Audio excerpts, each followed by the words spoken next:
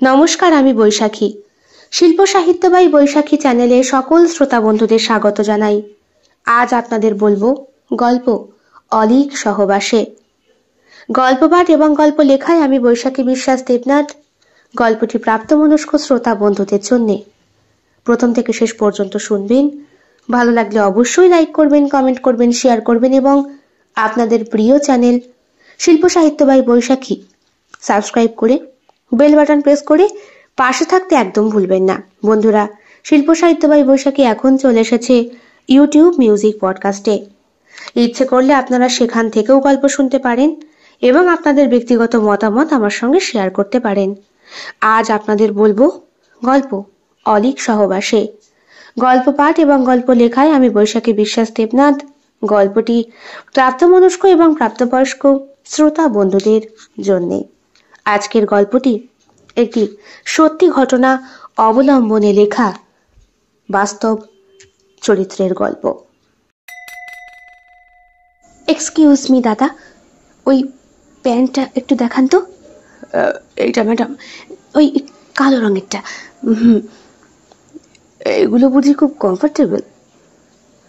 দোকানে এসে দাঁড়িয়েছিল সুচিস্মিতা। দোকানদার, তার সহ দুটো কর্মচারী আর একটি অজানা ব্যক্তি। বহরমপুরের স্টেশন সংলগ্ন এই জামা কাপড়ের দোকানে সুচিস্মিতা প্রায় দিনই আসে। উচ্চ মাধ্যমিক পাশ করেছে সে। বহরমপুর কলেজেই ভর্তি হয়েছে। দোকানে যেহেতু সে প্রতিনিয়ত আসে, তাই দোকানদার তার সহকর্মীকে সে খুব ভালো করেই চেনে। অথচ এই ব্যক্তিকে সে চেনে না। নিজের সাইজ মাফিক কালো রঙের একটা প্যান্ট সে আঙ্গুল দিয়ে দেখিয়েছিল দোকানদারকে। দোকানদারও তার রুচিটা বোঝে।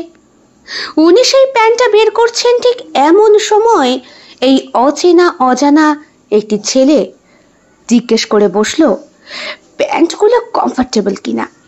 মাথাটা গরম হয়ে যায় সুচিস্মিতার। ছেলেটি দেখতে রাজপুত্রের মতো। গায়ের রং, চোখের দৃষ্টি, মাথার চুল সবকিছু মারকাটারি, অথচ কথাবার্তা কেমন অসভ্য ছেলেদের মতো। এক্সকিউজ মি, মেয়েদের জিনিস সম্পর্কে আপনি এসব আগ্রহ দেখাচ্ছেন কেন? তাছাড়া আমি ওই প্যান্ট পরে কমফোর্টেবল কিনা আপনাকেই বা কেন বলতে যাব? সুচিস্মিতার কথা শুনে দোকানদার হেসে ওঠে, বলে, দিদি আপনি ভুল বলছেন। যে কোম্পানির প্যান্ট সেই কোম্পানির ওনার, উনি মালিক। সঙ্গে সঙ্গে সুচিস্মিতার চোখের দৃষ্টি, গলার ভোল সবটাই বদলে যায়। আই এম সো সরি, আসলে হ্যাঁ, ভীষণ কমফোর্টেবল। প্যান্ট গেঞ্জি সবটাই পরে খুব আরাম। আমি তো এই দাদার দোকান থেকে আর এই কোম্পানিরই। বাসুদেব মালাকার আমার ঠাকুরদা, ওনারই এই কোম্পানি। আমরা 3 ভাই, তার মধ্যে আমি এটা চালাই। বাকি 2 ভাই তাদের মতো ব্যবসা করে, আমাকেও সাহায্য করে। আমাকে ভুল বুঝবেন না প্লিজ, আসলে আমি চিনতে ভুল করেছি। না চেনাটাই সব থেকে বড় কথা দিদি। উনি ট্রাকে করে মাল ডেলিভারি করেন রানাঘাট থেকে। সেই ব্যবসা বহরমপুর মার্কেটে ছেয়ে গিয়েছে। এইবার আরো দূর দিগন্তে যাবে। ব্যবসা যেভাবে বাড়ে, উনি ওনার মুখশ্রী কাউকে দেখান না, পছন্দ করেন না। আজকে নিজে এসেছিলেন যাচাই করতে, তা আপনার সঙ্গে সাক্ষাৎ হয়ে গিয়ে ভালোই হয়েছে। সুচিস্মিতা লজ্জায় লাল হয়ে গিয়েছে। পরনের লাল চুড়িদার আর ওড়না ওর এই লাল মুখমণ্ডলকে আরো বেশি সুন্দরী প্রতিমায় গড়ে তুলতে বাধ্য করেছে। টকটকে টসটসে লাল গালে হালকা লিপস্টিক ঠোঁটে, মাথার চুলগুলো ছাড়া পেছনে একটা ক্লিপ দেওয়া, হাতে ঘড়ি, উচ্চতায় সামনে দাঁড়িয়ে থাকা এই রাজপুত্র মার্কা পুরুষটির থেকে অনেকটাই শর্ট। অথচ এই ছেলেটি কিভাবে ওকে জিজ্ঞেস করলো? লজ্জায় নিজেকে কেমন যেন মনে হচ্ছে ওর। মাথা নিচু করে রয়েছে। ছেলেটি হাত বাড়িয়ে বলে, আমার নাম বরুণ, বাড়ি রানাঘাটে। আর তুমি? আমি সুচিস্মিতা, এই তো বহরমপুর কলেজেই ফার্স্ট ইয়ারের ছাত্রী। আপনার সাথে আলাপ করে খুব ভালো লাগলো। আমি কি তোমার ফোন নাম্বারটা নিতে পারি? হ্যাঁ, নিশ্চয়ই নিশ্চয়ই। এক সেকেন্ড দাঁড়াও, এটা আমার বিজনেস কার্ড। হ্যাঁ, যখন তখন আমাকে ফোন করতে পারো, এনি প্রবলেম, এই মাল সম্পর্কে যদি কিছু অসুবিধা হয় অথবা তোমার যদি কোনো কমপ্লেন থাকে, আমি তোমার কমপ্লেন অনুযায়ী ঠিক কাজ করব। লজ্জা পেয়ে যায় সুচিস্মিতা। সেই দিন আর প্যান্ট কেনা হয় না। দৌড়িয়ে চলে যায় বরুণের হাত থেকে কার্ডটি নিয়ে। দূর থেকে দাঁড়িয়ে দাঁড়িয়ে বরুণ ততক্ষণ পর্যন্ত দেখে যতক্ষণ না পর্যন্ত সুচিস্মিতার লাল রঙের ওড়নাটা গলি পেরিয়ে হারিয়ে যায় আর একটি জগতের দিকে। এক দেখাতেই পছন্দ হয়ে গিয়েছে। বাড়ি এসে ক্ষণে ক্ষণে মেয়েটার কথা মনে পড়ে, কিন্তু সে তো বিজনেসম্যান, তাও আবার মালিক। এইভাবে বিজনেস পার্টির সঙ্গে ডিল করা যায় না, একটু বুদ্ধি খাটিয়ে কাজ করতে হবে। দেখাই যাক না মেয়েটা ফোন করে কিনা। মেয়েটার ফোন নাম্বারটা তো নেওয়া হলো না। দেখতে দেখতে বেশ কটা দিন কেটে গিয়েছে। মাঝে একটি দিনও কোনো আননোন নাম্বার থেকে ফোন না আসার দরুন মনের মধ্যে একটা অভিমান পুঞ্জীভূত হয়েছে বরুণের। এদিকে কাজের প্রেসারে সবকিছু ভুলে যাবার জোগাড়। কি রে দিদি, দুদিন ধরে তোকে লক্ষ্য করছি, তোর মনটা কেমন আনমনা। শোন না রুচি, মোবাইলে নাম্বার সেভ করলে কি হয় রে? কি আবার হবে? যদি গ্রুপ খোলা থাকে কিছুতে তোকে শো করবে, এফবিও শো করতে পারে, আর হোয়াটসঅ্যাপ থাকলে তো তোকে ছবিটাই শো করবে প্রোফাইলের। তাই সত্যি বলছিস? হ্যাঁ, আমার কাছে না একটা নাম্বার আছে বলে ছোট বোন রুচিকে বরুণের কার্ডটা সে দেখায়। আরে, এ তো মনে হয় কোনো কোম্পানির মালিকের। হ্যাঁ, আমরা যে লেগিংসটা ইউজ করি সেই কোম্পানির ওনারের। আর বলিস না, সেই দিন দোকানে গিয়ে সে কি বিশ্রী একটা কাণ্ড। দোকানদার আমাকে বলছে কি রঙের প্যান্ট দেখাবো, আমি দেখিয়ে দিয়েছি। আর সঙ্গে সঙ্গে পাশে দাঁড়িয়ে থাকা একটা সুন্দর মার্কা মারা ছেলে আমাকে বলে কিনা প্যান্টগুলো কমফোর্টেবল কিনা। আমি তো ধমকে দিয়েছি, বলেছি মেয়েদের জিনিসে আপনার কেন এত রুচি। সঙ্গে সঙ্গে দোকানদার দাদা কি বললো জানিস? কি বললো? দোকানদার দাদা বললো এ নাকি কোম্পানির ওনার। বলতো, ই বাবা, তুই সরাসরি ওনাকে অপমান করেছিস? হ্যাঁ রে, কত বড় ভুল। এক কাজ কর দিদি, নাম্বারটা সেভ করে এক্ষুনি ফোন কর। এখন রাত বাজে 12টা, আমায় কি ভাববে? কিছু ভাববে না। ফোন করে বলবি যে যেই প্যান্টটা তুই কিনে নিয়ে এসেছিস ওই প্যান্টটা শর্ট হয়েছে। ধ্যাৎ, এসব বলা যায় নাকি? ওসব বলে কেউ আলাপ করতে পারে? তুই না একটা বোকা। হ্যাঁ, আর তুমি চালাকের ডিপো। যেভাবে বলছি কর না, ঠিক পটে যাবে। আমি কি ওকে পটাতে চাই নাকি? তুমি পটাতে চাও না, এই জন্যই তো কদিন ধরে লক্ষ্য করছি আমার দিদির মুখের হাসি হারিয়ে গিয়েছে। ভাত খেতে বসে ভাতের দানা গুনছে, কলেজ যাওয়া বন্ধ। বলবো নাকি বাবাকে? একটা চড় মারবো এসব কথা বললে। বোনের শেখানো মাফিক নাম্বারটা সেভ করে সুচিস্মিতা, আর নাম্বার সেভ করার সঙ্গে সঙ্গেই ফোন মেমোরিতে যাবতীয় কিছু যা ওই নাম্বারে সেভ ছিল সবটা শো হয়ে যায়। এফবিটা খোলার সঙ্গে সঙ্গেই একটা বিজনেস অ্যাকাউন্ট আসে, সেটা ফলো করতে হয়। ফলো করেও দেয় সুচিস্মিতা। সেইখানে বিভিন্ন রকমের প্রোডাকশন, কোথায় কোথায় ডেলিভারি, ঠিকানা, যোগাযোগ করার জন্য অথবা ওদের মাধ্যমে বিজনেস শুরু করার জন্য কিভাবে ওরা হেল্প করবে সবটা ডিটেলস রয়েছে। সুচিস্মিতার ভয়ে বুকটা ধুকধুক করছে, ঢোক গিলছে বারবার। ফোন করব? কর না, আমারও তো হাত পা ঠান্ডা হয়ে যাচ্ছে। প্লিজ দিদি, একটা ফোন কর, একটু গলার শব্দটা শুনি জিজুর। জিজুকে হয়েছে যাকে তুই এখন ফোন করবি? বাহ, জিজু হয়ে গেল? তা নয় তো কি, তোর চোখ মুখের ভাবেই বোঝা যাচ্ছে তুই ভালোবেসে ফেলেছিস। খুব সুন্দর দেখতে না রে? হ্যাঁ, একেবারে বরুণ দেব, মানে স্বর্গের দেবতা। ইন্দ্রদের সঙ্গে থাকতো যেরকম টিভিতে দেখায়, একদম ওই রকম। নামটাও তো সেই। কর না একটু ফোন কর না। বোনের চাপে পড়ে সুচিস্মিতা রাত 12টায় ফোন করে, আর ফোনটা 2 বার রিং হওয়ার সঙ্গে সঙ্গে রিসিভ। ফোনের ওপারে পুরুষ কণ্ঠস্বরটা সুচিস্মিতার সারা গায়ে কাঁটা দিয়ে দেওয়ার জোগাড়। কেঁপে ওঠেও। হ্যালো? হ্যালো, কে বলছেন? আমি কে? সেদিন বহরমপুর দোকানে দেখা হলো। ও, তুমি? এতদিন পর মনে পড়লো? আমি তো ভাবলাম তুমি প্রথম দিনই আমাকে ফোন করবে আর আমার প্যান্ট নিয়ে কমপ্লেন করবে। এই ঠিকঠাক হয়েছিল তো সাইজে? মানে ফিট হয়েছিল তো? লজ্জা পেয়ে যায় সুচিস্মিতা, বলে না আমি ওইসবের জন্য ফোন করিনি। আপনাদের কোম্পানির প্যান্ট গেঞ্জি সবসময় খুব ভালো, বিজনেস আরো বেশি বড় হোক। না না, তবুও তোমার রিভিউটা চাই। এখন তো এসব হচ্ছে, তাই না? আর রিভিউটাই তো প্রোডাকশন, মানে অ্যাড যাকে বলে। তুমি এক কাজ করো, আমার এফবিতে তুমি ফলো করো আমাকে, আর সেখানে প্যান্টের ছবি আর গেঞ্জির একটা ছবি তুলে তুমি লিখে পোস্ট করে দাও। আর তোমার এই পোস্ট প্রচুর পরিমাণে শেয়ার হবে, আমারও প্রোডাকশনটা ভালো হবে। আমাকে দিয়ে কি আপনার বিজনেস করাতে ইচ্ছে করছে? এই মাইরি, আমি কিন্তু সেই সেন্সে বলিনি।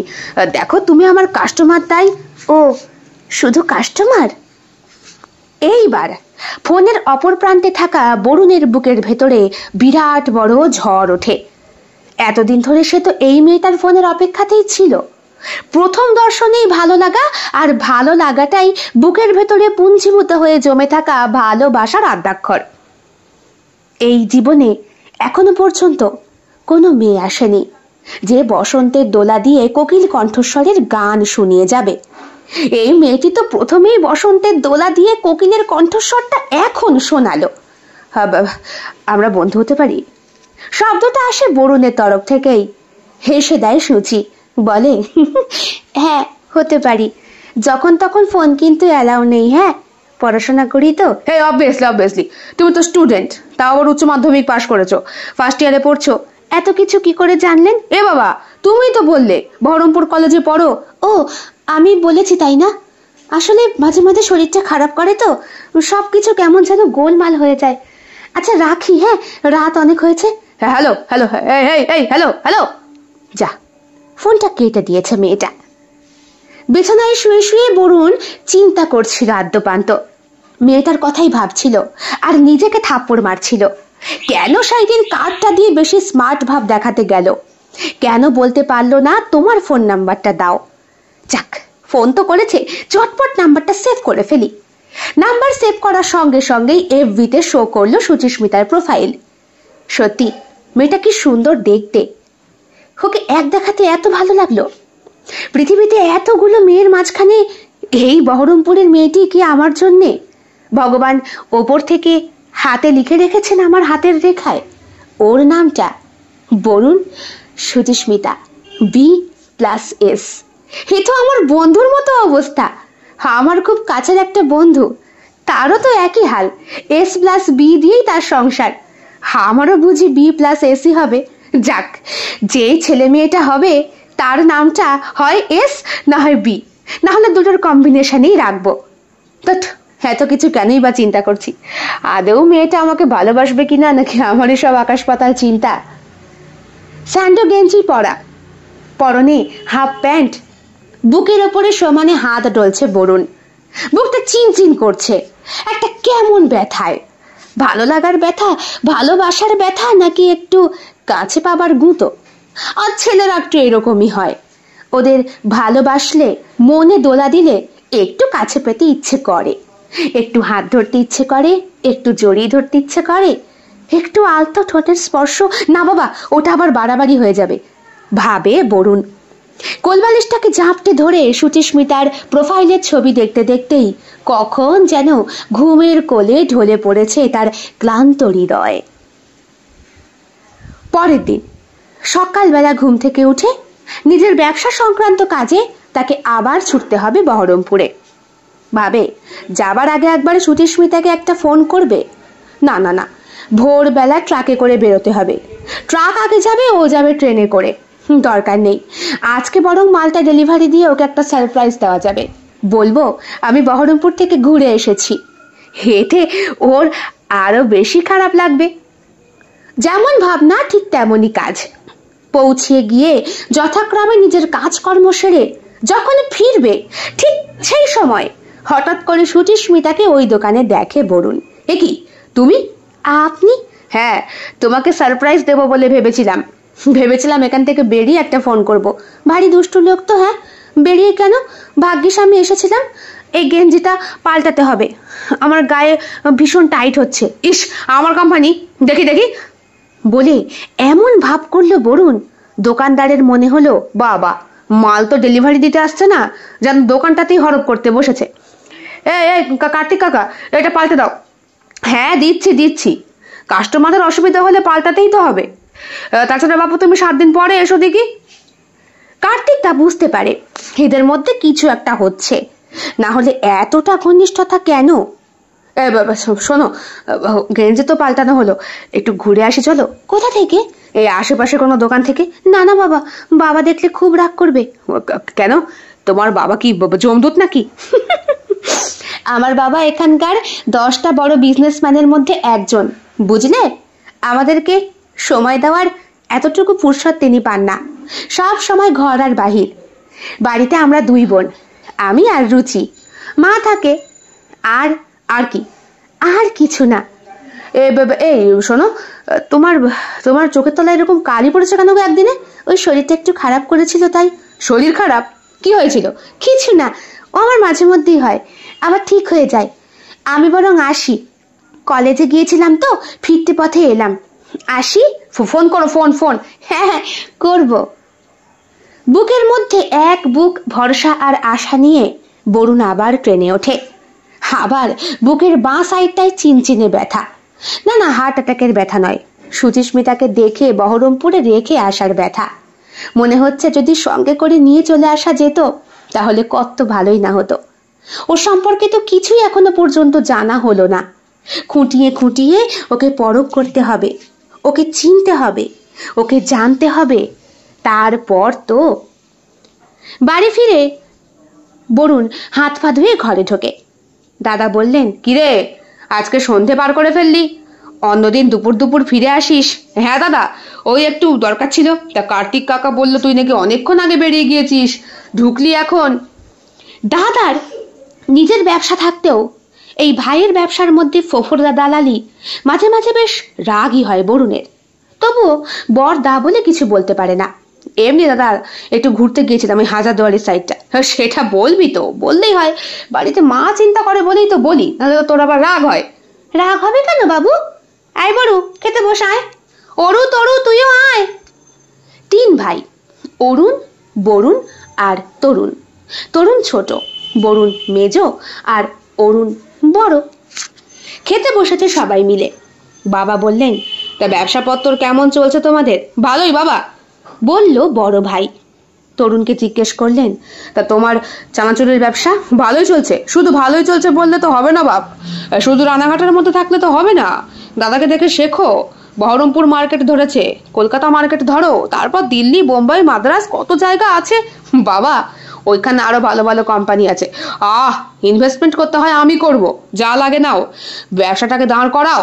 তারপরে বিয়ের বয়স হচ্ছে, বিয়ে তো করতে হবে নাকি? মা তো বুড়ো হয়ে যাচ্ছে, সংসারের কাজকর্ম 3 বৌমার কাঁধে সমান ভাগে বন্টন করে দিয়ে তবে সে না আমাদের নিষ্পত্তি। তাছাড়া আমাদেরও তো বয়স হচ্ছে, আর বুড়ো বয়স মানেই পুরনো যৌবন ফিরে পাওয়া, বোঝো তো। খেতে বসে হাসাহাসি হয়, কিন্তু বিয়ের প্রসঙ্গ ওঠার সঙ্গে সঙ্গেই বরুণের খাওয়া বন্ধ হয়ে গিয়েছে। এক রাস আনন্দ সুচিস্মিতাকে কাছে পাওয়ার, ভালোবাসার। বধূ বেশে ওকে ঠিক কেমন লাগবে ওই খেতে বসেই পরিকল্পনা। এইটা কিন্তু ছোট ভাই তরুণ লক্ষ্য করেছে। রাত্রেবেলা সবাই ঘুমিয়ে পড়ার পর বরুণের ঘরে গিয়ে টোকা মারে তরুণ। কে? আমি দাদা, আয়, খোলা আছে। দাদা খেতে পারলি না কেন রে? কেন? ওই শরীরটা একটু খারাপ লাগছিল, কই দেখি বলে ছোট ভাই দাদার কপালে গলায় হাত ঠেকেই দেখে বলে, এ তো প্রেম জ্বর। হাট! তাছাড়া কি? বল না, ডুবো ডুবো জল খাচ্ছিস, শিবের বাবাও টের পাচ্ছে না।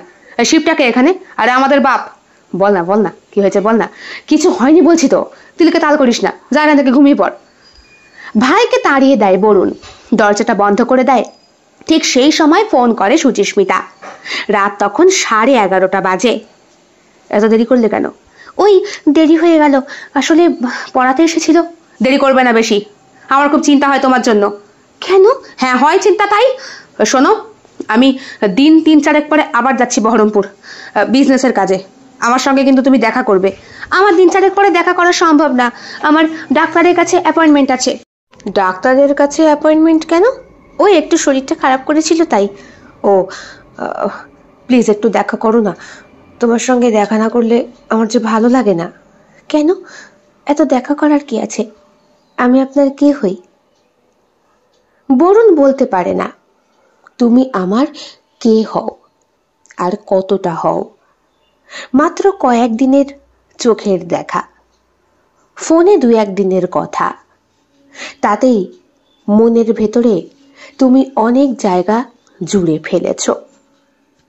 সুচিস্মিতা হাসে, ঠিক আছে, দেখা করব, পাগল ছেলে একটা। তাই তো, এখন তো বরুণের পাগল প্রায় হবার মতোই অবস্থা। এইদিকে বাড়িতে বরদার জন্য মেয়ে দেখাশোনা চলছে। বরদার বিয়ে হয়ে গেলেই বরুণের পালা।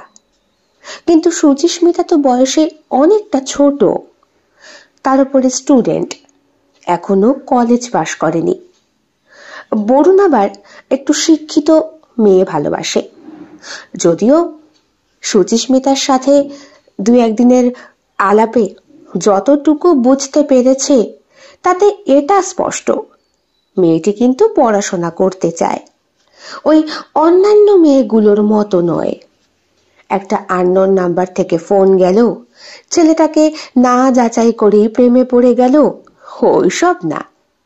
এখনো পর্যন্ত প্রেম আলাপ শুরু হয়নি, ওই জাস্ট একটু রাত হলে ফোনে কথা, তাও আবার প্রতিদিন হয় না, মাঝে মধ্যে বেশ কয়েকদিনের গ্যাপ চলে যায়। সুচিস্মিতাকে সারাদিন ধরে ফোন করেও বরুণ ফোনে পায় না। মাঝে মাঝে তো বরুণ ভাবে, ও কি আমাকে এড়িয়ে যাচ্ছে, নাকি আমি একটু বেশি বাড়াবাড়ি করছি? আমাদের সম্পর্কটাকে কি আরেকটু সময় দেওয়া উচিত? হয়তো আমি ঠিক যেইভাবে ভাবছি, সুচিস্মিতা আমাদের সম্পর্কটাকে ততটা গুরুত্ব দিয়ে ভাবছে না। জাস্ট নিছক একটু গল্প, একটু টাইম পাস। কিন্তু বরুণের তো টাইম পাস করার মতো অবস্থা এখন নেই, সে তো পুরোপুরি ভালোবেসে ফেলেছে। ভালোবাসার জন্যে ছোঁয়াছুঁয়ির দরকার হয় না, মনের ভালো লাগাটাই গভীরভাবে দাগ দিয়ে যায়। বেশ কয়েকদিন পর সুচিস্মিতাকে আবার ফোনে পায় বরুণ। মাঝে গিয়েছিল 1-2 দিন বহরমপুর। ওই কার্তিক দার সাথেও কথাবার্তা হয়েছে, জানতে পেরেছে মেয়েটির বাবা বিরাট বড় ব্যবসাদার। মোটামুটি 10টা বরুণকে উনি কেনা বেচা করতে পারবেন। বড়লোক বাড়ির মেয়ে, রীতিমতো মোজায়েক করা ঘর বাড়ি। নিচের তলায় থাকে মেয়েটি, ওপর তলায় বোন থাকে, মা বাবাও থাকে। পড়াশোনায় বেশ ভালো, তাই বরুণের মতো পাত্রের সঙ্গে ওই মেয়েকে বিয়ে দিতে হলে বরুণকে আরো একটু শক্তপোক্ত হতে হবে। যদিও কার্তিক কাকাকে এখনই বিয়ে, প্রেম, ভালোবাসা এইসবের কোনো কিছুই বলেনি, তবুও কার্তিক কাকাই যে বলতে শুরু করেছিল, শোনো, বামন হয়ে চাঁদে হাত না বাড়ানোই ভালো। তুমি যেই দিকে ঝুঁকছো সেই দিকের আবহাওয়া কিন্তু খুব একটা সূচকের নয়। কেন বলো তো? কেন মানে, তুমি যেখানে হাত দিয়েছো তার বাবা সম্পর্কে তোমার কোনো আইডিয়া নেই। এখানকার 10 জন ব্যবসাদারের মধ্যে একজন টপ লেভেলের লোক, আমাদেরকে কেনাবেচা করে খেতে পারবে। তাছাড়া কিসের ব্যবসা নেই ওনার, সব রকম আছে। এখানকার নেতা হাতা মন্ত্রী গুন্ডা বদমাস ওনার হাতের মুঠোয় থাকে। সুতরাং যা করবে একটু ভেবে চিন্তেই করো। এরপরে বরুণ আর বেশি কথা বলেনি। একবার মনে হয়েছিল থাক, কি দরকার। কিন্তু ওই যে মন নামতি, যাকে একবার ভালো লেগেছে তাকে যদি কাছে না পাওয়া যায়, তাহলে সেই ভালোবাসার মূল্যটা কি রইল? বেশ কদিন পর সুচিস্মিতা ফোন করেছে। অনেকটা রাগ হয়েছে বরুণের সুচিস্মিতার ওপরে, চাপা অভিমানও বলা যেতে পারে। এতদিন ফোন করনি কেন? আমার শরীরটা খুব খারাপ ছিল। শরীর খারাপ? কি হয়েছে? আমি কদিন আগে বহরমপুর গিয়েছিলাম, তোমার কলেজের সামনে গিয়ে গুড়গুড় করলাম, তোমার নামে খোঁজ করলাম। কি? কাকে জিজ্ঞেস করেছো? করেছিলাম কয়েকটা মেয়েকে, তোমাকে তো চিনতেই পারলো না। তুমি কি পাগল? আমি ফার্স্ট ইয়ারের ছাত্রী, তা আবার আর্টস গ্রুপে। কাকে না কাকে জিজ্ঞেস করেছো? কলেজে ভর্তি স্টুডেন্ট। আমি কি মার্কা মারা নাকি যে সবাই আমার মুখ চিনে রাখবে? না না, তোমার বাবা তো অনেক বড় ব্যবসাদার, তাই। শোনো, আমার বাবার পরিচয়ে বাঁচতে ভালো লাগে না, আমি নিজের পরিচয়ে বাঁচতে চাই। আবার ভালো লাগে সুচিস্মিতাকে বরুণের। তা কি হয়েছিল? হয়েছে, তোমার সঙ্গে এতদিন আলাপ করে কথাবার্তা বলে আমার খুব ভালো লেগেছে, যদিও এখন মনের ভেতরে কেমন যেন একটা হয়। কি হয়? তোমাকে হারিয়ে ফেলার ভয়। কেন? আমি কে তোমার? ওটাই তো বুঝতে পারি না, বলে বোঝাতে পারি না। কথা না বললে ভালো লাগে না, দেখা না করলেও ভালো লাগে না। তাহলে দেখা কেন করো না, আর কথাই বা কেন বলো না? আজকে দিন 15 পরে তুমি ফোন করলে, এই 15টা দিন তুমি ছিলে কোথায়? তুমি জানো আমি ভেতরে ভেতরে কত কষ্ট পেয়েছি। একটু তো ফোন করতে হয়, হ্যাঁ, একটু তো কথা বলতে হয়। রানাঘাট থেকে বহরমপুর দূরত্ব তো অনেকটাই, যাতায়াত করতেও তো সময় লাগে। না হয় রোজ দেখা নাই করলে, একটু ভিডিও কলে কথা বললেও তো মনের আস্বাদ পূর্ণ হয় নাকি? ফোনের অপর প্রান্তে সুচিস্মিতার কাঁদো কাঁদো কণ্ঠ। কান্না করছো? না, একটা কথা তোমাকে বলা হয়নি। কি হয়েছে বলো তো? আমার শরীরটা খুব খারাপ। কি হয়েছে সেটাই তো শুনতে চাইছি। তোমাকে আগে ভাগে বলে ফেলাই ভালো। আমার ছোটবেলায় হার্ট ফুটও ধরা পড়ে। একবার অপারেশন হয়েছিল, কিন্তু কিন্তু মানে কিন্তু অপারেশনটা নাকি ভুল হয়েছিল, আমি সুস্থ হইনি। আমার ওপেন হার্ট সার্জারি আবার নাকি হবে। তাই কথায় কথায় শরীর খুব খারাপ করে, রেগুলার কলেজে যেতে পারি না। বাবা অনেক টাকা ইনকাম করে তো, কলেজ কর্তৃপক্ষ বাবার কথায় উঠে বসে। আমি রোজ না গেলেও কোনো অসুবিধে হয় না। তাছাড়া কি? তাছাড়া ঘন ঘন আমাকে নার্সিংহোমে ভর্তি হতে হয়, ট্রিটমেন্ট নিতে হয়। আমার ঘর নিচে, যাতে সিঁড়ি দিয়ে আমাকে ওঠানামা করতে না হয়। বুকে কষ্ট হয় তো। হার্ট ফুটার কথা শুনে বেশ খানিকক্ষণ চুপ করে থাকে বরুণ। কথা বলবেন আমার সাথে? বলো। আর হ্যাঁ, আমার প্রতি সব মোহ কেটে গেছে। আমি জানি এটাই হয়, আর এই জন্যই আমার কোনো বন্ধু বান্ধবী নেই। আমি একা চোরা। আমার অসুখের কথা শুনলেই সবাই চলে যায়। কেন বলো তো বরুণ? একটা ছেলে একটা মেয়ের মধ্যে কি বন্ধুত্ব সম্পর্ক হতে পারে না? কথা বলা মানেই কি তার সাথে প্রেম করতে হবে, সম্পর্কে জড়াতে হবে? চুপ করে থাকে বরুণ। সুচিস্মিতা আরো বলে, জানো, আমাকে ডাক্তার স্পষ্ট বলে দিয়েছে, আমার শরীরের যা কন্ডিশন, তাতে আমি কোনোদিনও মা হতে পারবো না। কি? হ্যাঁ, আমি সেই ভার নিতে পারবো না। তার উপরে আমার হাড়টা ফুটো তো, যখন তখন আমার কি হয়ে যায়। সুচি, তোমার কষ্ট হলো আমার কথা শুনে? বরুণ চোখের জলটা সুচিস্মিতাকে দেখাতে পারছে না।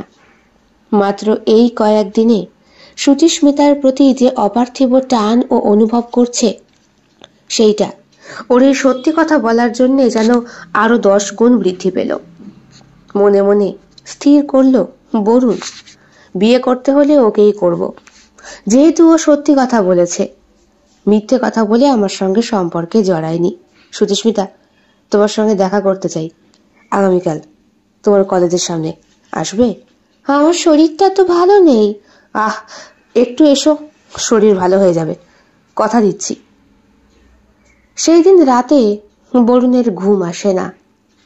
পরের দিনটা ঠিক কিভাবে সুচিস্মিতার সামনে গিয়ে ও দাঁড়াবে, কি কি কথা বলবে, কিভাবে সান্ত্বনা দেবে, কিভাবে ভালোবাসার কথা বলবে, সবটা নিয়ে মাথা কেমন যেন হ্যাং হয়ে যায়। মায়ের ডাকে সকালে ঘুম ভাঙে। কিরে, কত বেলা হয়ে গেল, ওঠ। কটা বাজে মা? 9টা বাজে। 9টা বেজে গেছে। ইস, আমাকে এক্ষুনি বহরমপুর যেতে হবে। ইস, কলেজ টাইমে আসতে বললাম, একটু পরেই তো কলেজ। কি বের করছিস? কিছু না, বলছি শিগগিরই কিছু দাও তো, দুটো খেয়ে বেরিয়ে যাই। সকাল সকাল বেরোনো তো ভালো ছিল বাবা, যা গরম পড়েছে। বুঝতে পারছো না, তুমি আমাকে সকালে কেন ডাকোনি? কে বললো সকালে তোকে ডাকিনি? 3বার ঢু মেরে গেছি, ডেকে গিয়েছি, তুই উঠছিসই না। তাই ভাবলাম হয়তো রাতে জেগে বই টই দেখেছিস, সেই কারণে। মা, সবসময় না অত ভাবলে চলে না, একটু কাজে কর্মে করে দেখাতে হয়। চাপ বাবা, আমি আবার কি করলাম? তাড়াতাড়ি করে হাত মুখ ধুয়ে নিচে নেমে আসে বরুণ। মায়ের রান্না করা গরম দুটো ভাত খেয়ে হন্তদন্ত হয়ে বেরিয়ে যায়। কিরে, মোবাইল মানিব্যাগ নিয়েছিস? হ্যাঁ নিয়েছি। তাড়াতাড়ি একটা টোটো করে স্টেশন, আর স্টেশনে দাঁড়িয়েই ট্রেনের জন্য অপেক্ষা। জানতে পারলো সকালের ট্রেনটা নাকি আজকে লেট, তার মানে আজকে সারাদিনই ট্রেন লেট। ইস, এমন দিনে মেয়েটার সঙ্গে দেখা করার কথা ভাবলো। একবার ভাবলো ফোন করে বলে দেবে আজ আর যাবো না, আগামীকাল। পরে মনে হলো না, আজকেই সুবর্ণ সুযোগ, আজকেই বলতে হবে মনের কথাটা। স্টেশনে গিয়ে ফোনটা হাতে নিয়ে দেখে প্রায় 10-12 বার সুচিস্মিতার মিসড কল এসেছে। একটা ফোন করে দেখাই যাক, বেচারির আবার শরীরটা খারাপ করেনি তো। যদিও শরীর খারাপের কথা শুনলে বরুণের মনটা আরো বেশি খারাপ করবে, আরো বেশি করে দেখতে ইচ্ছে করবে। সুতরাং একেবারে গিয়ে দেখা করাটাই না, একটা ফোন করে অন্তত ভদ্রতা দেখানোই যায়। হ্যালো, হ্যাঁ আসছো তো? হ্যাঁ, আমি তো এই জন্যই ফোন করলাম। অনেক কষ্টে বাবাকে রাজি করিয়েছি। বাবাই তো কলেজে যাতায়াত করার জন্যে গাড়ি ঠিক করে দিয়েছে আমাকে। আজকে বলেছি আমি একাই যাব। শোনো, আমি কিন্তু বেশিক্ষণ থাকতে পারবো না, শরীরটা খুব দুর্বল। তুমি আমার সাথে বলে একটা পার্কের ঠিকানা দেয় মেয়েটি। আমি কলেজ থেকে বেরিয়ে ওখানেই বসে থাকবো। আচ্ছা ঠিক আছে, আমি এখনো স্টেশনে। এখনো? তাহলে তো ফিরতে ফিরতে অনেক টাইম লাগবে তোমার। আসতেও তো। সে লাগুক, বেটা ছেলে মানুষের আবার অসুবিধে। দেখে বরুণ ট্রেন এসেছে। ট্রেনে উঠেই মনটা আবার যেন আগ্নেয় গিরির মতো লাভা উদ্গীরণ করতে শুরু করে। পৌঁছাতে পৌঁছাতেই অনেকটা বেলা হয়ে যায়। মাঝখানে বেশ কয়েকবার সুচিস্মিতাকে ফোন করেছে। সুচিস্মিতা কখন কলেজে গিয়েছে, খেয়েছে কিনা, শরীর কেমন আছে, সবটা। এরপরে পার্কের সামনে যেখানে ও ঠিকানা দিয়েছিল সেইখানে এসে পৌঁছানোর পরে হাঁপ ছেড়ে বাঁচে বরুণ। সুচিস্মিতা ওখানেই একটা সিটের ওপরে বসে রয়েছে। পরনে একটা গাঢ় সবুজ রঙের চুড়িদার। ফর্সা টুকটুকে গায়ের রং, নাকি হার্টে প্রবলেম আছে বলে গায়ের রংটাও দিন দিন ফ্যাকাশে হয়ে যাচ্ছে। চোখের তলায় কালি, মাথার চুলগুলো এলোমেলো, আর হাতের কাছে একটা ছোট্ট করে ব্যান্ডেড লাগানো। বোধহয় ওখান থেকে স্যালাইন টেনেছে অসুস্থতার কারণে। ছুটে গিয়ে বরুণ পাশে বসে। সরি, দেরি হলো বলে। It's okay. শরীরটা কি খুব খারাপ? হ্যাঁ, একটু ঝিমুনি এমন লাগে জানো তো। ওই নার্সিংহোম থেকে ফেরার পর অনেক ওষুধ স্যালাইন টানার পরে শরীরটা এমনই অসুস্থ হয়ে পড়ে। সুচিস্মিতা নিজের মাথাটা বরুণের কাঁধের ওপরে হেলিয়ে দেয়। জীবনের প্রথম নারী স্পর্শে অঙ্গ প্রত্যঙ্গ কেঁপে ওঠে বরুণে। সুচিস্মিতা ওর বাঁ হাতটাকে 2 বাহু দিয়ে জড়িয়ে ধরে। সুচিস্মিতার বুকের স্পর্শ লাগে বরুণের গায়ে। কি বলবে বুঝতে পারে না, গায়ের লোম এদিকে খাড়া হয়ে গিয়েছে। ভালোও লাগছে, আবার কষ্টও হচ্ছে ভালোবাসার মানুষটার এত বড় অসুখের কথা শুনে। সুচিস্মিতা বলে, আমার খুব কষ্ট। ছোটবেলা থেকেই যখন জানতে পেরেছি আমার এই অসুবিধে, তার উপরে অপারেশনের পরে আমি এতটা দুর্বল, জানো আমার জীবনেরও কোনো মূল্য নেই। কখন যে মরে যাব। সঙ্গে সঙ্গে বরুণও ঠোঁটের ওপর হাত দুটো চেপে দিয়ে বলে, খবরদার, একদম বাজে কথা বলবে না। কিচ্ছু হবে না তোমার, কিচ্ছু হবে না। তুমি আমার জন্য এতটা কেন করছো? আমি কে তোমার বোঝো না? তুমি বোঝো না তুমি আমার কে? তোমাকে আমি কতটা চাই তুমি বোঝো না সুচিস্মিতা? বরুণ, হ্যাঁ আমি তোমায় ভালোবেসে ফেলেছি, আর কিছু করার নেই, আমি তোমাকেই বিয়ে করব। কিন্তু আমি যে অসুস্থ, আমাকে কেউ মানতে পারে না। বাবা মা সব সময় আমাকে নিয়ে চিন্তা করে। বাবা তো সব সময় কান্নাকাটি করে। জানো, আগে বাবার না খুব রাগ ছিল, আমি শুনেছি মায়ের মুখে। ব্যবসাদারদের ধরে ধরে নাকি খুব মারতো, রাহাজানি করতো, জুলুমবাজি করতো। কিন্তু আমার এই অসুখটা ধরার পর থেকেই না বাবা কেমন ঠান্ডা হয়ে গেছে।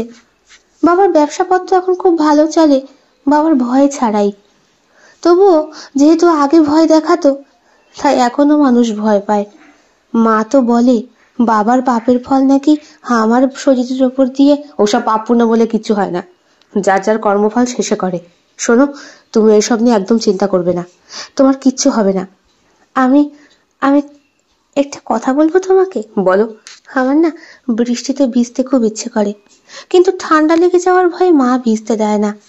আজকে যখন এসেছি কলেজ থেকে, বাবার গাড়ি করে আসিনি, বলেছি আজকে একাই ফিরবো। মা তো রাজি হচ্ছিল না, বোনও অনেক বলে কয়ে রাজি করিয়েছে। তোমার বোনটা বুঝি খুব ভালো? হ্যাঁ, ও সব বোঝে, ও তো তোমার ব্যাপারে সব জানে। কিন্তু কি জানে? জানে তুমি আমি খুব ভালো বন্ধু। সুচিস্মিতা তখনও বরুণের হাত ধরে রেখেছে। বরুণও এবার আশকারা পেয়েছে। সুচিস্মিতার ডান হাতের ওপরে নিজেও হাতটা ধরে শক্ত করে চেপে পার্কের কাছে বসে। সুচিস্মিতার মাথাটা তখনও ওর কাঁধে হেলানো। আকাশে গুরুগম্ভীর মেঘের গর্জন, বৃষ্টি বোধহয় হবে। সুচিস্মিতা বলে, ভিজবে আমার সঙ্গে? চলো না মাঠে গিয়ে একটু ভিজি। তুমি তো ভিজে পার পেয়ে যাবে, তোমার তো এখানেই বাড়ি, আমার কি হবে? বারে মলে গিয়ে চেঞ্জ করে নেবে, অসুবিধে হবে? আজকে যদি আমরা বৃষ্টিতে ভিজি, আজকের এই দিনটা সারা জীবন মনে থাকবে। ঠিক আছে, তাই করো। এতটা ভালোবাসা কোনোদিন বরুণ অন্য কাউকে ভালোবাসেনি, বাসার কথা হয়তো ভাবেও নি। জীবনে প্রথম বসন্ত এসেছে অসহ্য গরমের মাঝখানে, প্রথম বর্ষা নামে।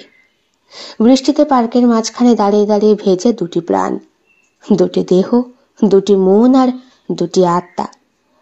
মিলন কবে হবে তার কোনো ঠিক নেই, তবে এই মুহূর্তে বৃষ্টি স্নাত দুটি দেহে সঞ্চার ঘটছে অপার্থিব ভালোবাসার। সুচিস্মিতা বরুণের হাত ধরে ওকে বৃষ্টিতে ভেজায়। অনেকক্ষণ পরে বলে, ভালো লেগেছে? হ্যাঁ, খুব। এবার কি হবে? চলো দুইজনে মিলে একটা মলে যাই। কিন্তু আমার তো মানি ব্যাগ সব ভিজে গেল। কোনো ব্যাপার না, আমার কাছে কার্ড আছে। সে তো আমার কাছেও আছে। দুইজনে মিলে কাছাকাছি একটা মলে যায়। বহরমপুর শহর, এখানে তো মলের কোনো অভাব নেই। সুচিস্মিতা বলে, না না, আমি তোমার সঙ্গে ঢুকতে পারবো না। বাবা অনেক বড় ব্যবসাদার তো, বলা যায় না সিসিটিভি ফুটেজে কখন কি ধরা পড়ে। ধরা পড়লে পার্কেই ধরা পড়ে গেছে, এখন সব জায়গাতেই সিসিটিভি। এবার কি হবে? বাবা যদি বাড়িতে এসে, যদিও বাবা আমাকে মারে না, তুমি আমার বন্ধু শুনলে বাবা খুশিই হবে। তাই?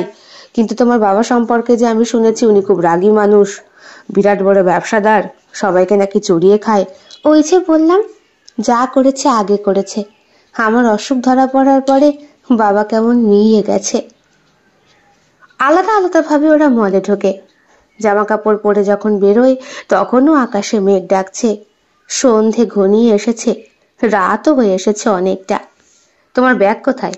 আমার ব্যাগ আমার বান্ধবীর বাড়িতে রেখে এসেছি, বলেছি টিউশনির পরে ফিরবো। মা ফোন করেছিল মাঝে, ফোনটা ধরিনি। বান্ধবীকে বলেছি তোকে ফোন করলে বলে দিবি, খুব সিরিয়াস পড়াশোনা তো তাই। কি পড়াশোনা করতে এলে? কি আবার, তোমার সাথে দেখা করতে এলাম। তুমি কিন্তু আমাকে ভালোবাসো কিনা বলনি। বলতে হয় নাকি, বোঝো না নাকি? আবার আবার বরুণের বুকের মাঝখানটা চিনচিনে ব্যথা অনুভূত হয়।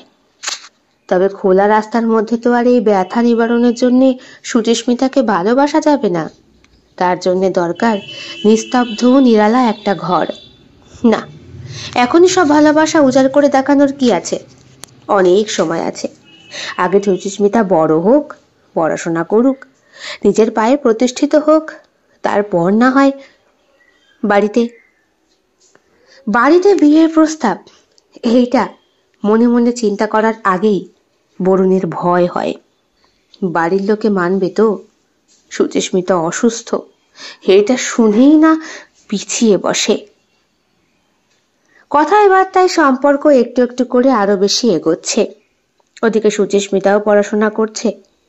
মাঝে মধ্যে বেশ কয়েকদিনও ফোন করে না। বরুণ তখন বহরমপুর যায়, কার্তিকের দোকানে যায়, এদিক ওদিক ঘুরে পাগলের মতো খোঁজ খবর নেওয়ার চেষ্টা করে। সুচিস্মিতার একটা ফোন নাম্বারই রয়েছে ওর কাছে, আর কারোর সঙ্গে যোগাযোগ করার মতো অবস্থা নেই। এদিকে বড়দার বিয়ে ঠিক হয়েছে, হব প্রায়। খেতে বসে বড়দা বলল, আমার তো হিল্লে হয়ে যাচ্ছে রে, তা তোর খবর কি? মা, আমি বলছিলাম একই মণ্ডপে আমার আর ভাইয়ের বিয়েটা দিয়ে দিলেই হতো, দুই বউ একসঙ্গে ঘর সংসার সামলাতো, তারপর তরুণ না হয় আর কয়েক বছর পর। যা বলেছিস। তা হ্যাঁ রে বাবা, তোর আবার পছন্দের কেউ আছে নাকি? তোর দাদার তো জমে কমে আর প্রেম হলো না, কিন্তু তুই তো আমার সুন্দর ছেলে, তুই তো প্রেম করতেই পারিস। তো বলিস কিন্তু এই লগ্নেই না হলে। মা, তোমার সঙ্গে আমার কতগুলো কথা ছিল। সিরিয়াস বিষয় বুঝি? মা জিজ্ঞেস করে। হ্যাঁ, বলছি আমার ঘরে একটু এসো তো। রাত্রে খাওয়া দাওয়ার পরে বেশ চিন্তিত হয়ে যায় বরুণ। সুচিস্মিতার কথাটা এই ফাঁকে সেরে ফেলাটাই ভালো। যেমন ভাবনা তেমন কাজ। বল, কি বলবি? হাত ধুয়ে আঁচলে মুছতে মুছতে মা জিজ্ঞেস করে। বরুণ বলে, মা, ছোটবেলা থেকে তুমি যা চেয়েছো আমি তো তাই করেছি। হ্যাঁ, তুমি পড়াশোনা করতে বলেছো, করেছি। হ্যাঁ, আর কোনোদিন কাউকে ভালোবাসিনি বা প্রেম করিনি, সেই কথা আমি আবার কবে বললাম? ভালো লাগলে ভালো কেন বাসবি না? ভালো, সেও খুব ভালো। এই তো ফার্স্ট ইয়ার দিয়েছে, সেকেন্ড ইয়ার দেবে। হু বাবা, বয়স তো অনেক কম রে, তোর থেকে তো অনেক ছোট। রাজি হবে ওর বাবা মা? হবে। ওর বাবা বহরমপুরের 10 জন ব্যবসাদারের মধ্যে একজন। বাবা, ভালো জায়গায় টোপ মেরেছিস তো। তা মেয়ে কটা? 2 মেয়ে। বড় মেয়ে যাকে আমি ভালোবাসি। হো, দেখি ছবি দেখা দেখি। মা, সবই হবে, তার আগে একটা কথা শোনো। কি কথা? সিরিয়াস কিছু? না হলে তোমায় কেন বলছি, মেয়েটার না একটা অসুখ আছে। অসুখ? কি অসুখ? ছোটখাটো অসুখ তো সবারই থাকে, তোরও ছিল। এখন তো তুই। মা, প্লিজ প্লিজ, একটু একটু একটু শোনো। বল, শুনছি তো বাবা। মেয়েটার হার্ট ফুটো। কি? হ্যাঁ, ছোটবেলায় একবার অপারেশন করা হয়েছে, কিন্তু অপারেশন করার পরেও ও সুস্থ হয়নি। ভবিষ্যতে কোনোদিনও বাচ্চার মা হতে পারবে না। তার উপরে সিঁড়ি দিয়ে ওঠানামা করা ওর খুব কষ্টকর ব্যাপার, যখন তখন অসুস্থ হয়ে পড়ে। আমি আমি ওকে ছাড়া কাউকে। কি বলছিস সেগুলো বাবা? হ্যাঁ, তুই আমার সুস্থ সবল সন্তান, আর তোর সাথে কিনা জেনে শুনে একটা অসুস্থ মেয়ের বিয়ে দেবো? বিয়ের পরে না জানলেও না হয়। এটা তুমি কি বলছো মা? বরং সবকিছু জেনে শুনে তো একটা মানুষকে কাছে নেওয়াটা সব থেকে বুদ্ধিমানের পরিচয়। অত কিছু জানি না বাবা। হ্যাঁ, আমি এই বিয়ে মানতে পারবো না।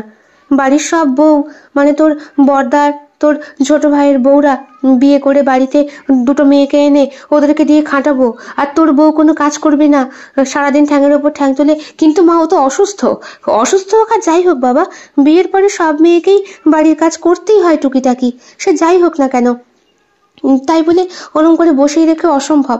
আমার সংসারটা এখনো পর্যন্ত একই হাঁড়িতে চলে, ওই বউয়ের জন্যে 3 হাঁড়ি ভাগ হবে, আমি পারবো না। মা ঘর থেকে বেরিয়ে গেলে বরুণের মনটা ভেঙে চুরমার হয়ে যায়। এদিকে সুচিস্মিতাকে তো কথা দেওয়া হয়ে গেছে, ও তো ভালোবাসে।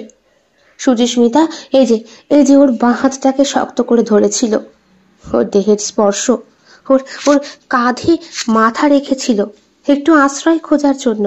এত কিছু ভোলা কি সহজে যায়? একসাথে 2 জনের পার্কে সময় কাটানো, বৃষ্টিতে ভেজা, মলে যাওয়া, সব মিলিয়ে স্মৃতিগুলো যেন বারবার বরুণের মস্তিষ্ককে চিবিয়ে চিবিয়ে খাচ্ছে। না, আর ফোন করব না। বাড়ির লোক যেখানে রাজি নেই, সেখানে আমি কি করে আগাই? কি করে বলি ওকে যে তোমাকে আমার ফ্যামিলি মানবে না? আচ্ছা, একটা কাজ করলে হয় না? সুচিকে ফোন করতে হবে। ফোন করে বলতে হবে এখন আমাদের মধ্যে কোনো কথাবার্তা হবে না, কেমন? আমরা এখন আরো বড় হই, আমি আমার ব্যবসাটাকে বাড়াই, আমাকে আরো বেশি ইনকাম করতে হবে, আর তুমিও মন দিয়ে পড়াশোনা করো। তোমার বাবার তো অনেক হাত আছে, একটা সরকারি চাকরি তুমি যদি জোগাড় করতে পারো, তাহলে তোমাকে আর সংসারের কোনো কাজ করতে হবে না। কারণ যে বউ টাকা দেয়, সে বউ সংসারে কাজ করে না, এটাই সমাজের নিয়ম। যে বউ অর্থ ইনকাম করে তার অহংকার নিয়েই সে থাকে। তার কাছে বাড়িতে রান্না করা, স্বামীর সেবা করা, শ্বশুর শাশুড়ির হাতাহাতি কাজ করে আগিয়ে দেওয়া, সেগুলো বিরাট লজ্জাজনক ব্যাপার হয়ে দাঁড়ায়। সুতরাং এটাই একটা। ভাবতেই বরুণ হাতে ফোনটা নেয়, ফোন করে, কিন্তু সুচি ফোন ধরে না। হয়তো শরীরটা আবার খারাপ করেছে, কিন্তু সেই কথাটাই বা কি করে জানবে বরুণ। এদিকে বাড়িতে বিয়ের তোড়জোড়, দিন ঘনিয়ে আসছে। মা নিচে গিয়ে বাবাকে কথাটা বলার সঙ্গে সঙ্গেই পরের দিন সকালবেলা বাবা স্পষ্ট বলে দিলেন, দেখো বাবা, ভালোবেসেছ মানলাম, কিন্তু জেনে শুনে একটা অসুস্থ মেয়েকে বাড়ির বৌমা আমি করতে পারবো না। তার উপরে যেখানে আমি জানি সে রীতিমতো হার্ট রুগীতে ভুগছে, হার্টে ফুটো, সে মা হতে পারবে না কোনোদিন, সে ঘরের সংসারের কাজ করতে পারবে না, তাকে নিয়ে তুমি বা কি করে সুখী হবে বাবা? যে মেয়ে এতটা অসুস্থ, সেই মেয়ের সাথে বিবাহিত জীবনে তুমি কখনো সুখী হতে পারবে না। একটা ছেলে আইবুড়ো অবস্থায় যেমন, বিয়ের পরে তার সব কিছুই বদলে যায়। তার খাওয়া দাওয়া, তার মা বাবার সঙ্গে পরিচয়, গল্প কথা, এমনকি তার বিছানাটা পর্যন্ত। নিশ্চয়ই বাপ হয়ে তোমাকে আর বেশি বৈশিষ্ট্য করে আমায় বোঝাতে হবে না। তুমি কি করে আশা করলে বাবা ওই মেয়ের সঙ্গে তোমাকে বিয়ে দেব? চট করে বর্দা বলে, হ্যাঁ, তাছাড়া আমার বউ বাড়িতে এসে কাজ করবে আর তোর বউ বসে বসে খাবে, এ তো হয় না। কিন্তু দাদা, আমি তো এখনো সুচিস্মিতাকে বিয়ে করে আনতেই পারলাম না, তার আগেই তোরা এত কিছু ভেবে নিলি? হ্যাঁ, ভেবে রেখেছি, তার একটাই কারণ, দেখ, আমাদের সংসারটা এখনো পর্যন্ত একান্নবর্তী।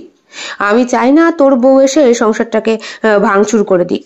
একেই মেজ সন্তানের নামে অনেক বদনাম আছে, ভুলে যাস না, তুই কিন্তু মেজ। দাদা!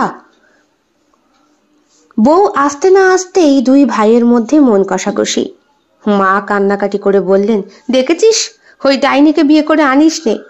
আসার আগেই দুই ভাইয়ের মধ্যে অশান্তি বাঁধাচ্ছে। এলে পরে আমার এই সোনার সংসার ভেঙে দুটুকরো হয়ে যাবে। ঠিক আছে, তোমার সোনার সংসার সোনার মতোই থাক, আমি আর সুচিকে ফোন করব না। তাতেই তোমাদের শান্তি তো? তরুণ বলে, হ্যাঁ হ্যাঁ, ওটাই বরং ভালো। এই শোন দাদা, ফোন এসেছিল, তুই মার্কেটে যা তো। কথায় কথায় বরুণ রাগ করে ঘর থেকে বেরিয়ে যায়, ফোনটা নিয়ে যেতে ভুলে যায়। আর ঠিক সেই সময়ই দাদার ফোনটাকে গায়েব করে দেয় ছোট ভাই।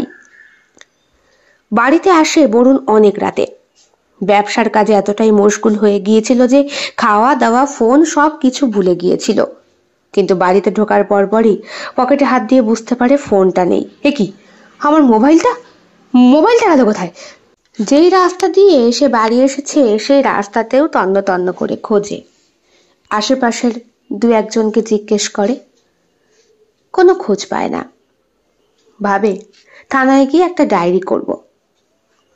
বাড়িতে এসে কথাটা পাড়ার সঙ্গে সঙ্গেই ছোট ভাই তরুণ বলে, আরে এখন এমনি বাড়িতে ব্যস্ততা, 3-4 দিন পরে দাদার বিয়ে, লোকজন আসা শুরু করবে আগামীকাল থেকে, ওসব কেস খামারি এখন করতে হবে না। তার থেকে বরং শোন, আমার কাছে একটা ফোন আছে, সিমও আছে, তুই ওটা ব্যবহার কর। তাছাড়া আমাদের বিজনেসের সঙ্গে ওই সিম কার্ড নাম্বার টাম্বার দেওয়া আছে। বরুণ সেটাই নেয় এবং কয়েকদিনের মধ্যেই সে খুব ব্যস্ত হয়ে পড়ে। সুচিস্মিতার কথা মাঝে মধ্যে চিন্তা হলেও একটা বিয়ে বাড়িতে শত ব্যস্ততার মাঝে কিছুই তার বোধগম্য হয় না। বেশ কদিন বেশ আনন্দ ঘন মুহূর্তের মধ্যে দিয়ে কাটে। আজকে দাদা যাবে বিয়ে করতে। মাঝে কয়েকদিন বরুণ ট্রাই করেছিল, কিন্তু সুচিস্মিতার ফোনটা সুইচ অফ, ফোন আসছে না। হয়তো ফোনে কোনো প্রবলেম হয়েছে, অথবা এখন তো ওর পরীক্ষা চলছে, সেই কারণেও বোধহয় ফোনটা না ধরতে পারে। থাক, ও মন দিয়ে পড়াশোনা করুক। ওকে তো হোয়াটসঅ্যাপ করেই দিয়েছি, তুমি পড়াশোনা করো, চাকরি বাকরি করো, আমিও বড় হই। এখন বাবা মাকে বিয়ের কোনো কথাই বলবো না, তারপর না হয়। যদিও সেই SMS এর কোনো রিপ্লাই দেয়নি সুচিস্মিতা, আজকে তো পাঠায়নি। সিন হয়েছে, কিন্তু কোনো সদুত্তর নেই। হয়তো মনে মনে একটু দুঃখ পেয়েছে, পাক, আমাকে পেতে গেলে ওকে নিজেরও সেরকম প্রতিষ্ঠিত হতেই হবে, মনে মনে ভাবে বরুণ। বিয়ের কাজকর্ম মিটে গিয়েছে। বউ ভাতের দিন বেশ সুন্দর করে সাজানো হয়েছে গোটা বাড়িটা। বরুণ ভেবেছিল দাদার বিয়ে উপলক্ষে সুচিস্মিতাকে নিমন্ত্রণ করবে এবং বাবা মার সঙ্গে আলাপ করিয়ে দেবে বাড়ির মেজ বউয়ের। সেইটা তো হলোই না। বরং থাক, একেবারে নিজের বিয়ের কুলো যখন উঠবে তখনই সবাই দেখবে। তা দিদি, বড় ছেলে তো হলো, তো এবার মেজোটার জন্যে পাত্র দেখি নাকি? হ্যাঁ, দেখাশোনা শুরু করে দিন। এই বড় বৌমার মতোই কিন্তু হওয়া চাই। বড় বৌমা খুব সুন্দরী একটি মেয়ে, যাকে বলে সুন্দর মানিয়েছে দুইজনের জুটিতে। বরণ করে যখন ঘরে তোলা হলো বড় বৌমাকে, তখন তার শাশুড়ি শ্বশুরের প্রতি কর্তব্য, স্বামীর প্রতি কর্তব্য, সবটা দেখে আত্মীয় স্বজন সকলে গদগদ হয়ে গিয়েছিল। নতুন বৌদির মাঝখানে বরুণ খোঁজার চেষ্টা করছিল সুচিস্মিতার মুখটা। না, সাধারণ আর পাঁচটা সুস্থ মেয়ের সঙ্গে সুচিস্মিতার দেহের গড়নের কোনো তুলনাই চলে না। যত দিন যাচ্ছে সুচিস্মিতা রোগা থেকে ঠেংরি কাটি হচ্ছে। গায়ের অতিরিক্ত ফর্সা রংটা ওর অসুস্থতার কারণ। ফ্যাকাশে রং, যেন রক্তাল্পতা রোগে ভুগছে। ফর্সা চোখ দুটোর তলায় কালির রেখা, তবুও একটা ভালো লাগা।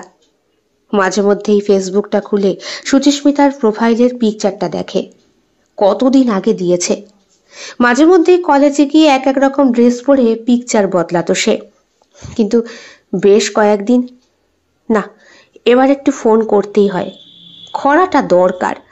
কতগুলো দিন হয়েছে। ফোনটা হাতে নিয়ে ফোন করবে ভাবছে, এমন সময় বর্দা ডাকে। প্রত্যেক দিনই তাই হয়, কেউ না কেউ ডেকে নিয়ে যায়, ব্যবসা সংক্রান্ত কাজে অথবা বিয়ে বাড়ির ব্যস্ততায়। আজকে যেমন ডেকোরেটরের লোকেরা এসেছিল, বউ ভাত মিটে গিয়েছে, দাদা চলে গিয়েছে অষ্টমঙ্গলা করতে। সবটা মিটিয়ে যখন বরুণ ঘরে এসে বসলো, তখন ঘড়িতে রাত 9টা। ফোনটা বাজছে, একটা আননোন নাম্বারের ফোন। বরুণের বুকটা ধক করে ওঠে। নিশ্চয়ই সুচির কল, আবার ব্যবসা সংক্রান্ত কেউ হতেও পারে। এরকম ফোন তো রোজই আসছে। না, এত রাতে আর ফোনটা ধরবে না। শরীর খুব টায়ার্ড। এখন মস্তিষ্ক চাইছে একটা ফাঁকা বিছানা, একটু ঘুম। এই কদিন যা ধকল গেছে, যেমন ভাবনা তেমন কাজ। সুন্দর পরিপাটি বিছানার মধ্যে কোনো রকম দুটো খেয়ে দিয়েই শরীরটাকে এলিয়ে দেয় বরুণ। ফোনটা তখনও গো গো করে বেজেই চলেছে। সকালবেলা ঘুম থেকে উঠে একটা ফ্রেশ হাই তোলেও। বৌদি আসবে কয়েকদিন পর, দাদাও আসবে। মায়ের মধ্যে এখনো নতুন বৌমাকে নিয়ে সংসার করার একটা অনেক বড় সাজো সাজো রব। এরপরই তো বরুণের পালা। ভাবতেই আবার গোটা গাঁটা শিউরে ওঠে বরুণের। ঘুম থেকে উঠেই আগে ফোনটা হাতে নেয়, দেখে আননোন নাম্বারটা বহুবার ফোন করেছে। সকালে উঠে যেতেই নিজে ফোন করে বরুণ। হ্যালো, কে? এই নাম্বার থেকে অনেকবার ফোন এসেছে। নমস্কার দাদা, আমি আমি রুচি। রুচি? সুচিস্মিতার বোন? ও আচ্ছা আচ্ছা, হ্যাঁ হ্যাঁ, বলো, ভালো আছো? একটা কথা বলার জন্য আপনাকে ফোন করেছি। কি হয়েছে? সুচি কেমন আছে? দিদি আর নেই দাদা, কদিন আগে দিদি খুব অসুস্থ হয়েছিল। আপনাকে অনেকবার ফোন করেছিল।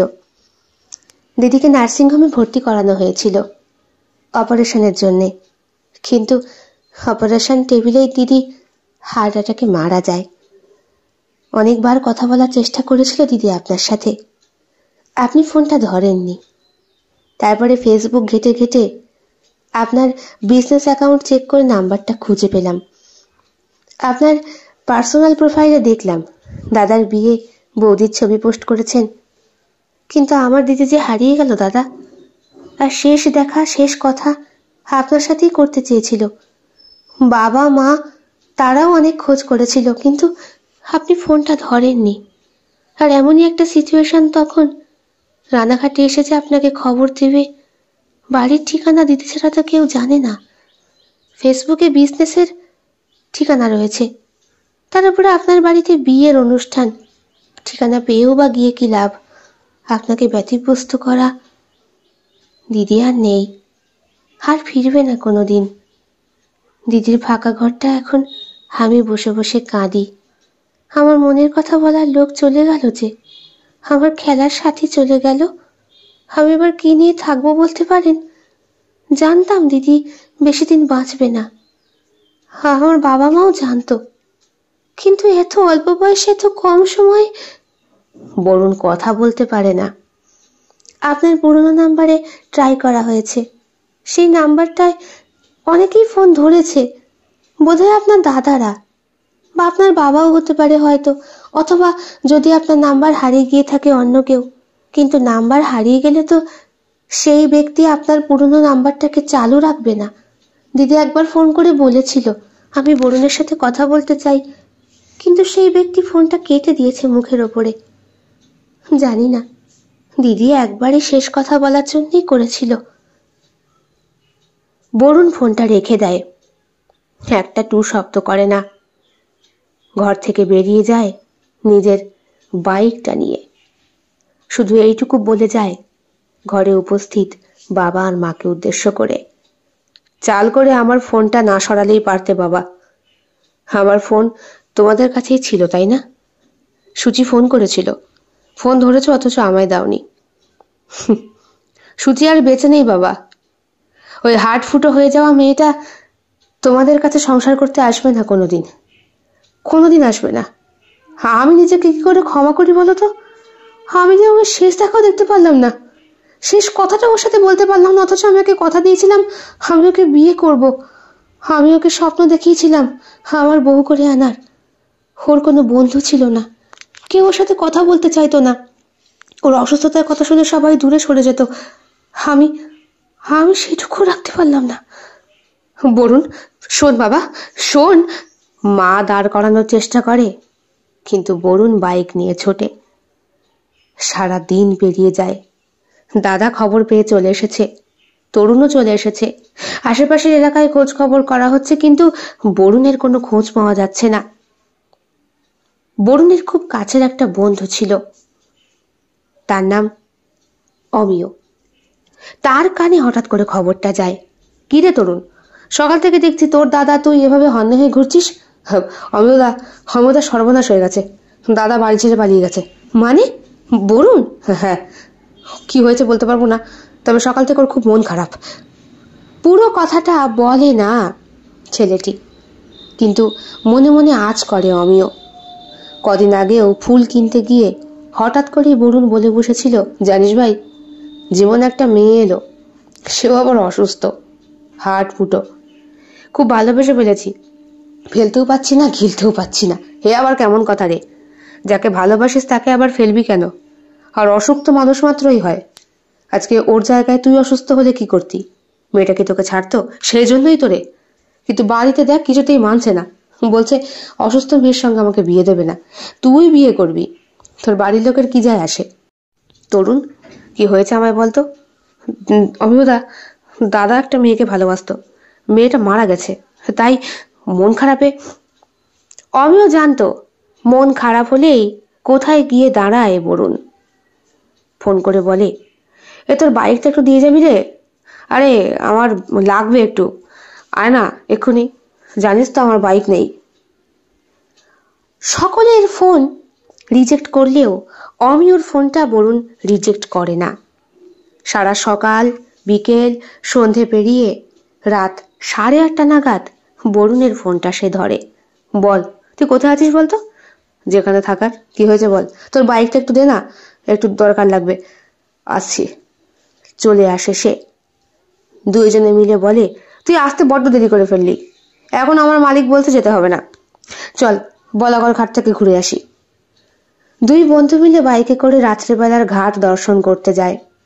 নির্জন পথের মাঝখানে বাইকটা ছুটে চলেছে, আরোহী দুটো মানুষ, একজন মানসিকভাবে বিধ্বস্ত আর একজন তাকে কাঁদানোর জন্য ব্যস্ত। বুঝতে পারছে অমিয়, ওকে না কাঁদালে ওর বুকের ভার কিছুতেই কমবে না। সুচিস্মিতার মৃত্যুর খবরটায় ওর চোখ থেকে জল পড়েনি, আর ও তো সব জানে।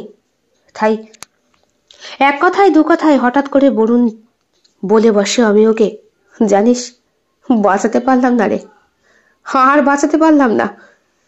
বলে আকাশের দিকে তাকিয়ে খুব করে কাঁদে বরুণ। আমিও হয়তো কেঁদে ফেলেছিল ওর কান্নায়। আমি নিজেকে কোনোদিন ক্ষমা করতে পারবো না রে, আমি কোনোদিন ক্ষমা করতে পারবো না।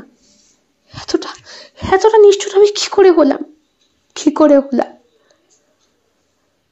অনেক বুঝিয়ে সুঝিয়ে অমিও বরুণকে বাড়ি দিয়ে আসে। বাড়িতে বৌদি এসেছে, দাদা এসেছে। তাদের ঘর থেকে রীতিমতো ভালোবাসার শব্দগুলো ভেসে আসে। বরুণের সহ্য হয় না। বাবা মা কাউকেই সে এখন চোখে দেখতে পারে না। বরুণের জন্য সম্বন্ধ দেখতে এলেই, কথাবার্তা বললেই একটাই কথা, বিয়ে হয়ে গেছে তো আমার, আমি আমার স্ত্রীর সঙ্গে সহবাসও করছি।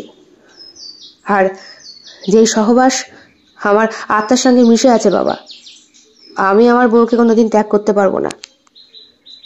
বরুণের প্রোফাইল পিকচারে এখন একটি মেয়ের ছবি, সুচিস্মিতার ছবি।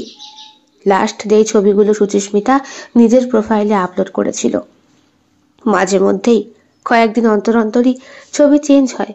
আবার যখন খুব করে সুচির কথা মনে পড়ে তখন আবার সেই ছবিগুলো অ্যাড হয়। এইভাবেই চলছে। তরুণের বিয়ে ঠিক হচ্ছে, তার ঘরেও বউ আসবে।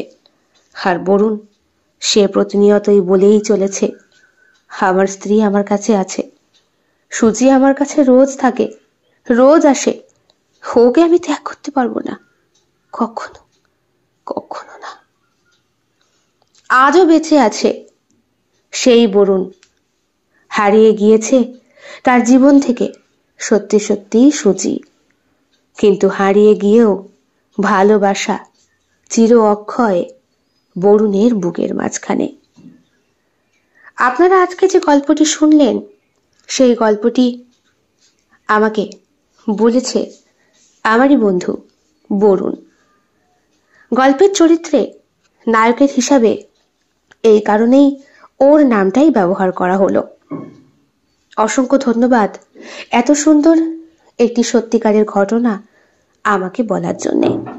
আমি জানি না কতটা নিখুঁত গল্পের আকার আমি দিতে পেরেছি, তবে এই গল্পটি পাঠ করার সময় আমি নিজেকে দিয়ে বরুণ, সুচিস্মিতা, রুচি আর প্রত্যেকটি চরিত্রকে রিয়েলাইজ করার চেষ্টা করেছি। ভালোবাসায়, নিখুঁত প্রেমে শরীর কখনোই অন্তরায় হয়ে দাঁড়িয়ে থাকতে পারে না। শরীর তো নিছক একটি মোহ মাত্র। ভালোবাসার মায়া চিরন্তন থেকে যায়। অলীক সহবাসে, কল্পনার চাহিদায়। কেমন লেগেছে আজকের নিবেদন? কমেন্ট বক্সে কমেন্ট করতে কেউ ভুলবেন না।